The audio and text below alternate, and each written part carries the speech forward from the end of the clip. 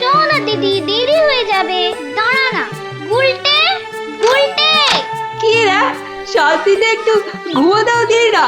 আর ঘুমাতে হবে না, এবার চলো। কোথায়? গোপাল দাদুর বাড়ি গল্প শুনতে। গোপাল দাদুর বাড়ি? হ্যাঁ, তাহলে আর বলছি কি? তা সেই কথাটা তো আগে বললেই পারতিস। চল চল তাড়াতাড়ি চল।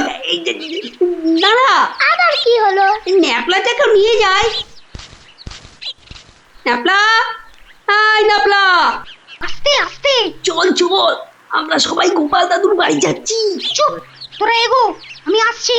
আচ্ছা, তাড়াতাড়ি আসিস।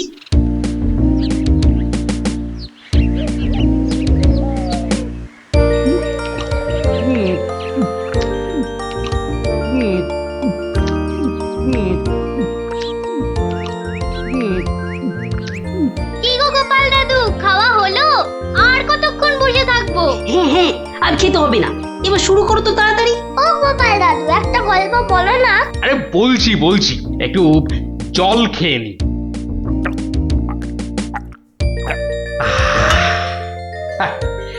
শোন তবে, মন দিয়ে শোন। আমি তো মহারাজ কৃষ্ণচন্দ্রের রাজসভায় রোজই যাই, হাসি তামাশা করি। তা বেশ আনন্দেই দিন কাটছিল। তা কয়েকদিন হলো আমি শরীর খারাপের জন্য যেতে পারিনি, বুঝলি। সেই সময়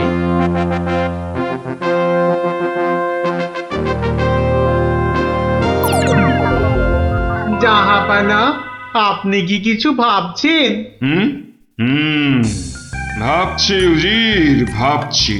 কি ভাবছেন জাহাপানা? আচ্ছা উজির, হিন্দুদের কি একটা মহাকাব্য আছে না, কি যেন নাম? হিন্দুদের মহাকাব্য? কি যেন কি যেন কি যেন জাহাপানা, কি যেন নাম মহাকাব্যটার? খামোশ, প্রশ্নটা আমি তোমাকেই করেছি। উত্তরটা যদি আমি জানতাম, তাহলে তোমার মতো একটা আহম্মকের কাছে কি জানতে চাইতাম? তাড়াতাড়ি বলো কি নাম। কি কি যেন কি যেন মহাভারত জাহাপনা। মহাভারত! দেখেছেন, আমার সাথে থাকতে থাকতে এরাও কেমন পণ্ডিত হয়ে উঠেছেন। থামো। মহাভারত, মহাভারত, একটা মহাভারত চাই। এই কথা আমি এক্ষুনি আনানোর বন্দোবস্ত করছি জাহাপানা। থামো। হিন্দুদের মহাভারত নিয়ে আমি কি করব? আমার একটা নবাবী মহাভারত চাই। নবাবী মহাভারত? নবাবী মহাভারত। তা কি করে সম্ভব জাহাপানা? সেসব আমি কিছুই শুনতে চাই না। চাই মানে চাই, আমার নবাবী মহাভারত চাই। আগে বুঝেছি জাহাপানা, চাপা খুঁজে ফেরে পরশ পাথর। কিছু বললে নাকি? না জাহাপানা, কি করা যায় দেখি। আমার মাথায় একটা মতলব এসেছে। শুনেছি মহারাজ কৃষ্ণচন্দ্রের সভায় নাকি অনেক পণ্ডিত আছেন। হ্যাঁ জাহাপানা, ঠিকই শুনেছেন। ওনাকে এক্ষুনি চিঠি লিখে আমার ইচ্ছেটা জানিয়ে দিন। জো হুকুম জাহাপানা, কিন্তু মানে কি লিখবো যদি একটু বলে দেন। যত সব অপদার্থ জুটেছে আমার সভায়, কি লিখবে সেটাও নাকি আমাকেই বলে দিতে হবে। লিখবে, যত শীঘ্র সম্ভব আমাকে একটা নবাবী মহাভারত লিখে পাঠানো হোক। তার জন্য যা খরচ তা আমি সব দেবো, কিন্তু আমার নবাবী মহাভারত চাই। না পেলে কিন্তু সবার গর্দন যাবে। জো হুকুম জাহাপানা, আমি আজই চিঠি দিয়ে লোক পাঠাচ্ছি।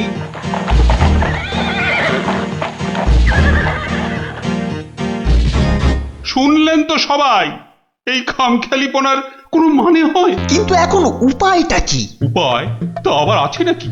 থাকলে তো মুন্ডুটা বাঁচতো। এখনই এত হতাশ হবেন না মহারাজ, কিছু একটা উপায় বার করতেই হবে। একটু ভাবতে হবে, ভাবতে হবে। আরে ভাবুন ভাবুন, আপনারাও সবাই মিলে ভাবুন।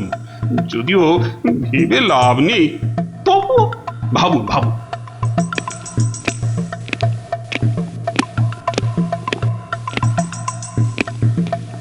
ধুস ধুস, ধুস, উমহাম না করে ভাবুন সেনাপতি। মহারাজ, একটা কাজ করলে হয় না? কি কাজ? মহারাজ, আপনি নবাবকে লিখে পাঠান যে কাব্য নবাব নিজে রচনা করবেন সেই কাব্যই একমাত্র নবাবী মহাভারত হতে পারে। সাধু সাধু সাধু। থামুন মন্ত্রী, আপনি কি বিদ্রোহ চাইছেন? অনর্থ হয়ে যাবে। নবাব আমাকেই বিদ্রোহী বলে আমার এই সাধের মুন্ডুটা ঘ্যাচাং করে। না না না না না, এই অসম্ভব, এ অসম্ভব। দূর দূর, একদম বাজে মতলব। আরে এটা একটা উপায় হলো, প্রণাম মহারাজ। শেষ প্রণাম করে নাও, এরপর আমার ছবিতে মালা ঝুলিয়েই রোজ প্রণাম করতে হবে।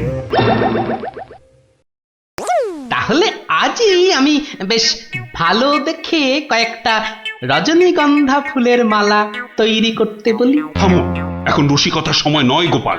এ আমার মুন্ডু বাঁচানোর প্রশ্ন গোপাল। শুধু আপনার নয় মহারাজ, আমাদের মুন্ডুও তো ফেসে রয়েছে।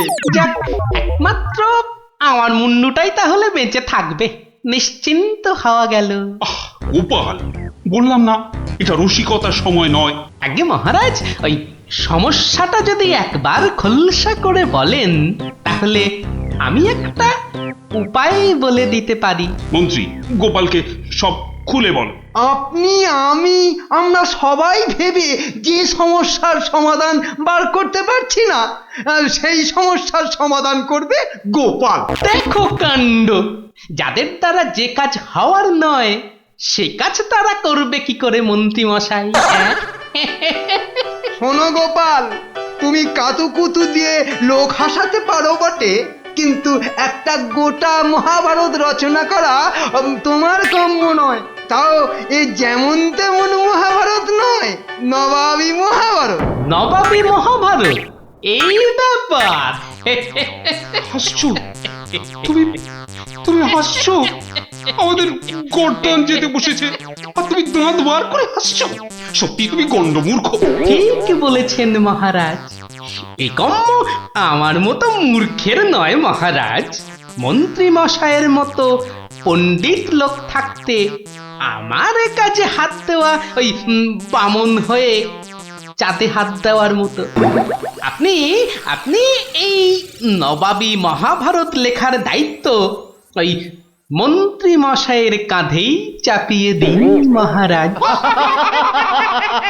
থামুন থামুন গোপাল, নবাবের খামখেয়ালিপনার উপদ্রব থেকে তুমি আমাকে আগে উদ্ধার করেছো মানছি, কিন্তু এবারকার ব্যাপারখানা তোমারও সাধ্যের অতীত। আপনি ভুল করছেন মহারাজ। এই নবাবী মহাভারত যদি কেউ লিখতে পারে সে হলাম আমি মহারাজ।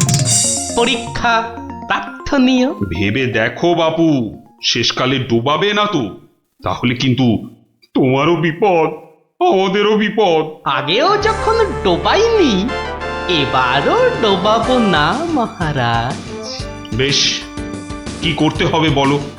তোমার এই নবাবী মহাভারত লিখতে কত খরচ হবে সব তো নবাবকে জানাতে হবে। আগে আমার বিশেষ কিছুই চাই না, আপনি নবাবের কাছ থেকে 4 মাস সময় চেয়ে নিন, আর খরচা বাবদ 5000 স্বর্ণ মুদ্রা। ব্যাস ব্যাস, এইটুকুতেই হবে। বেশ, মন্ত্রীমশাই শুনলেন তো, নবাবকে শীঘ্রই পত্র পাঠান। যথাজ্ঞা মহারাজ। তার নবাবী মহাভারত লিখবে কোথায়? ভাবছি বাড়িতে বসেই লিখবো। সে কি, 4 মাস তুমি রাজসভায় আসবে না? কি করব মহারাজ, হাতে সময় বড়ই কম। না না না, তা হবে না। রোজ না হয় সপ্তাহে অন্তত 3 দিন তোমাকে কিছুক্ষণের জন্য হলেও রাজসভায় আসতেই হবে, তা না হলে তো আমি শান্তি পাবো না। বেশ, আপনার ইচ্ছা যখন তাই হবে। এখন তাহলে আমি আসি মহারাজ। এসো।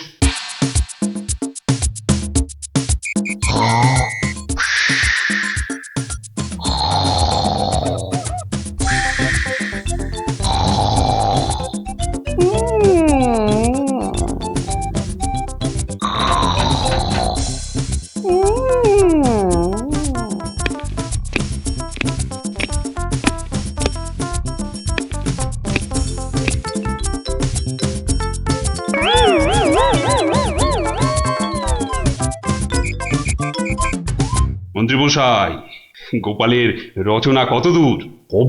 খবর নিন। নবাব তো ভীষণ তাড়া দিচ্ছে, আর 4 মাস তো আজই শেষ হচ্ছে নাকি? আগে গোপাল বলেছে আজই রাজসভায় এসে সব জানাবে। আমি হাজির মহারাজ। বাহ, তোমার চেহারায় তো বেশ বৃদ্ধি হয়েছে তো। তা যা বলেছেন মহারাজ, বসে কাজ তো তাই। তা তোমার কাজ কত দূর? 4 মাস তো হয়ে গেল। আগে আরো মাস 2 লাগবে মহারাজ, সঙ্গে আরো 1000-2 স্বর্ণ মুদ্রা। বেশ, আমি নবাবকে জানিয়ে দিচ্ছি, কিন্তু 2 মাসেই শেষ হবে তো তোমার লেখা? হবে হবে মহারাজ, হবে। শেষ হলে দেখবেন সবার পিলে একেবারে চমকে যাবে। তা ভালো। আমি তাহলে আসি মহারাজ, কালই আমার বাড়িতে স্বর্ণ মুদ্রাগুলো পাঠিয়ে দেবেন। প্রণাম মহারাজ। বেশ বেশ।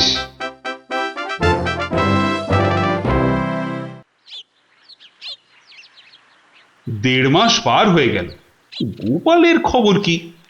এদিকে পরেতে যে হাত পা সব পেটের ভেতর ঢুকে যাচ্ছে। তখনই বলেছিলাম ওই সব এলেবেলে গণ্ডমূর্খকে এই সব গুরুতর দায়িত্ব দেবেন না, শেষমেশ ও ডোবাবে, এই আমি বলে দিল।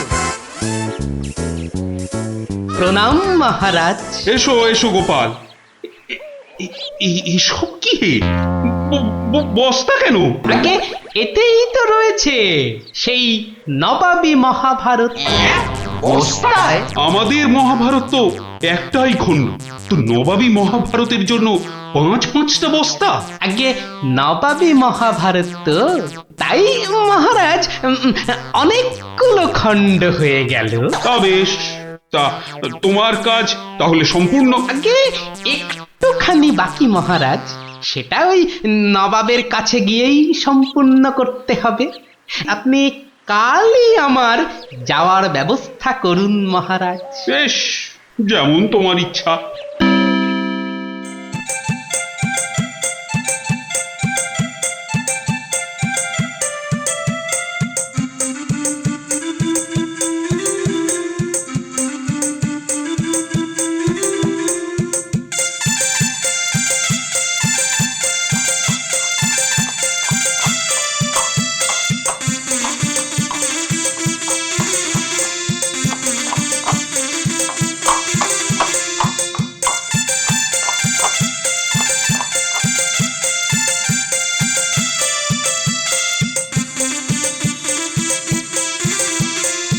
জাহাপানা, মহারাজ কৃষ্ণচন্দ্রের কাছ থেকে গোপাল এসেছে।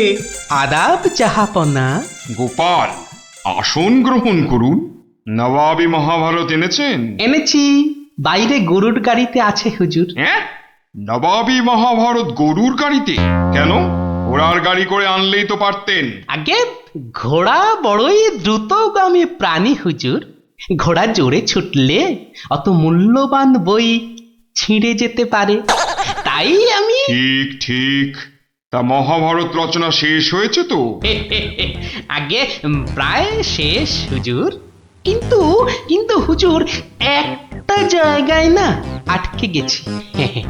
ওটুকু হলেই একেবারে সম্পূর্ণ হয়ে যায় হুজুর।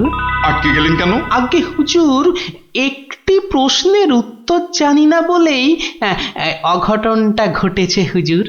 এর উত্তর একমাত্র আপনার কাছেই আছে। প্রশ্ন? কি এমন প্রশ্ন, বলো শুনি। আগে আমাদের মহাভারতে ছিল দ্রৌপদীর পঞ্চস্বামী, মানে ওই 5 জন খসম ছিল। তাতে কি হলো? বলছি হুজুর, বলছি বলছি বলছি পঞ্চস্বামী মানে 5 খসম। তা আপনার বেগমের বাকি 4টি খসমের নামটা জানলেই আমার লেখা শেষ হয়ে যাবে হুজুর। তওবা তওবা তওবা, উফ, দূর হও দূর হও দূর হও। বলুন হুজুর, বলুন বলুন, আপনার বেগমের বাকি স্বামীদের নাম কি? আমাকে তো লিখতে হবে হুজুর। ছিঁড়ে ফেলো। বলুন বলুন বলুন। ছিঁড়ে ফেলো, তোমার ওই মহাভারত চাই না, দেখো কাণ্ড। চাই না আমি। সে কি, এত কঠিন পরিশ্রমের সাধনার ফসল নষ্ট করে ফেলবো হুজুর। বললাম তো চাই না ওই ছাই ভস্য নবাবী মহাভারত। ফেলে দাও, ফেলে দাও। আমার এই মন্দ কপাল, ভেবেছিলুম নবাবী মহাভারত রচনা করে ৫,০০০ স্বর্ণ মুদ্রা পুরস্কার পাবো, আর আপনি বলছেন ছিঁড়ে ফেলতে। না না, পুরস্কার তুমি পাবে, কিন্তু তোমাকে আর ওই ছাই ভস্য লিখতে হবে না। আর যা লিখেছো তা নিয়ে যেন আর পাঁচ কান করো না। উজির, কালকে ৫,০০০ স্বর্ণ মুদ্রা দিয়ে বিদায় করো। তওবা তওবা। নবাবের দয়ার শরীর।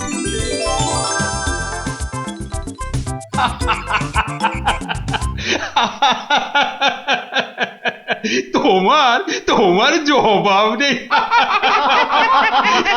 কিন্তু ওই মহাভারতে তুমি কি লিখেছো তা জানতে যে খুব ইচ্ছে করছে। এ কি, এই যে সব বাজে কাগজ। বুদ্ধি থাকলে বাজে কাগজই নবাবী মহাভারত হয়ে যায় মহারাজ। মন্ত্রী মশাই, এই গোপালকে ২,০০০ স্বর্ণ মুদ্রা পুরস্কার দেওয়া হোক এক্ষুনি। বলেছিলাম লিখতে মন্ত্রী মশাই, আপনি তো লিখলেন না।